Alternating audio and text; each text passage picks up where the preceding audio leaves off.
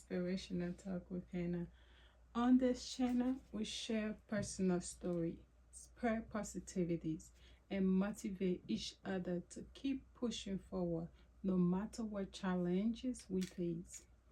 Please join me in uplifting conversations, word of encouragement, and inspiration to help us stay strong in any situations.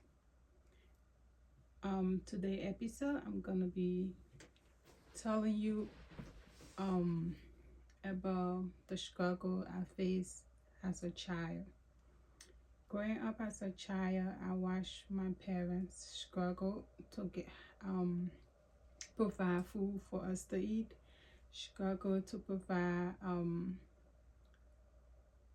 roof over our head, and to also send us to school for us to have a better education. I remember I was probably at the age of 3 or 4 when we came from the interior part of Liberia.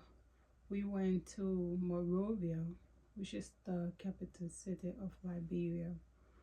Um, and we had nowhere to stay at the moment, so we had to live at that moment. So we had to live with my mother's sisters, 2 sisters at that time. Yeah, so we lived there for a little while, but when time go by, the family sister was not happy with the idea that my mom that we were in their space. So it was a lot of confusion all the time, and we were like 3 kids, and my mom was pregnant at that time. So we're like with my dad, so we're like 5 plus the baby in the womb, 6. So we slept in one room when we were living with her sisters. We slept on the floor for a couple of years. Slept on the mat for a couple of years, and were asked to move out. We had nowhere to go, and it was a good friend of my mom, an older, nice guy who lived in the community, helped us with half block. So we moved. We used to go there like every day to build our little home so that we could be able to move as soon as possible, because the confusion, the tension in the house where we stay, it was too much. So we had to move. So I remember every day, rain, sunshine, wherever, we had to go on the land to build something while the process was going. We did that for a long time. In less than 3 months or so, we were able to build something to lay our heads on. It was not something comfortable, but it was something that at least we could call our own at that time, because it's better, my mom always says, it's better for you to live in peace than to be somewhere where you're not happy. It's always confusion. She wanted to make sure her kids were safe. So she we were excited. We built something. We didn't have anybody, we didn't have money, so we did everything by ourselves. I was much smarter. My brother's name was smarter, but we did what we had to do. Everybody contribute in building our house, to be honest. Cause my mom, I think before we built the house, my mom had already had my little sister and everything. So we built a house. We moved in. It was it was like a mud house.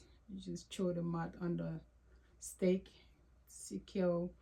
We had no door when we even moved in the house. There was no door in the house. We had like the cloth at the door at that time. We, but it was not a healthy area to live, but it was peaceful. It was like we're like the only person in the neighborhood. It was nature's or bush, creek water. Yeah, and you could even hear the animals talking, but we were in the woods, like far away from people. But it was peaceful. It was nice that we have our own space. We lived there for a while. We had no mattress. We laid on the floor. I remember my mom used to burn the wood to keep the place warm because it was cold.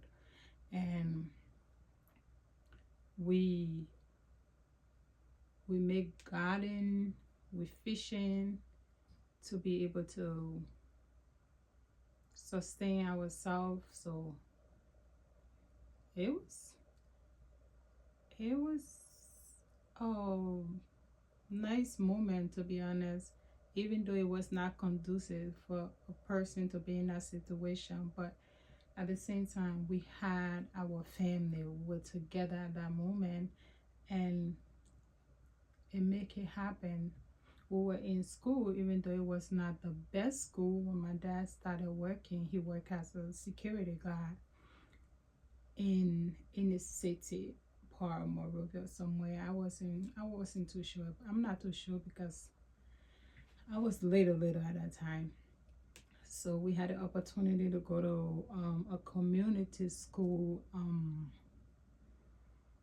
The education was not the best, but at least we had somewhere to learn ABC or something, how to spell your name or something. So that was did that for a while. Life was getting a little better. We had door on our house that was bringing a little, like the money wasn't too much, but it was good. Something home at least. But we still continue to make the garden something to grow so we can eat from it too. And on the way forward, my dad passed away. It was crazy, guys. My dad passed. My That's why I didn't want to do makeup for this video, to be honest. My dad passed away. Life, it's like life went back again to being different because my mom was the only person in our life at that time. We knew nobody. And it was hard on her having, cause 6 kids. 'Cause, yeah, 5 kids at the time on her one, so it was a lot of burden and stuff on her. I um I used to go I used to help her take some of the vegetables to the market, especially like the sweet potato leaves. We call it potato grains. Take it to the market and grow and sell it. But because my dad had passed, we didn't have the opportunity again to even go back to school. Even when we had people in the community that said, "Oh, you guys can go to school for something like a scholarship thing." My brothers then they didn't want to do it because going to school, not having food to eat, not having lunch meal, seeing your friends, them having good notebook, you don't even have that. You have to borrow pencil. So it was kind of tough for them at that time. It was already tough already. So when my dad had passed, it gave them the opportunity to like do what they wanted to do. Because my mom, she was the only person, she couldn't control everybody at that time. So life becomes so difficult for my mom. So some of my siblings had to go in the interior to my grandmother, and like everybody just separated. I remember seeing my mom. You could see the pain within her eyes, but she couldn't say it out. Like most the parents try to keep those things in and try to fight it to make sure their kids are okay. They don't want to see, they don't want their kids to see the pain and the sorrow, whatever they're facing. And but I'm one person, I always pay attention to things. So I saw a lot that she went through even before my dad had passed, like everything. So it was a tough journey for her. So she just had to let them do what they wanted to do, because other people kept telling her, you can't stop them. You're gonna make them think about their dad and you're gonna bring trauma to them. So just let them do what they want to do. So majority of my siblings left. It was only my other brother and I. So he was older than me, the other one. So lived there. I used to help my mom sell the vegetable at the market. I was still going to school. I tried to go to like the community school, even though it was a lot for me at that time, because you get your peer bullying you, telling you all sorts of things because you can afford certain things. And it was a lot, to be honest. But God helped me through it all. And sometimes I went, I would take the grains to the store, to the market to sell, and nobody would buy anything. I would come back the same exact thing I take to the markets. Imagine going to the market for two, let's say 4 or 5 hours, and nothing was bought. And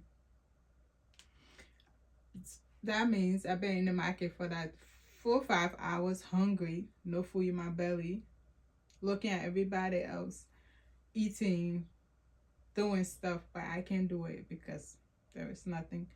I had to take it back home to return back again the next day. Sometimes if you're lucky, you get $5, one, two, one, sometimes 3 or 4 branches. But it was hard because it was a lot of competition in the market. Everybody was trying to survive. So it was like selling, like if I'm selling potato grains, I have more than 20 people selling the same thing on the same place. So who, yes, so it was a lot of competition. So it was a tough one for me.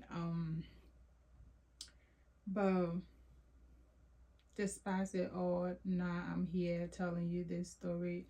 I'm not telling you my story to like pity me. I'm telling you my story to help you and I grow, no matter the situation we find ourselves in. We can make it. We can make life happen. And that was what I went through um for this episode. But in my next episode, guys, I'm gonna be talking about my my experience living with another person, living with people after I left my mom. But thank you so much for watching. Thank you so much for listening to my story. Um, hope to see you in my next episode. And I love you all.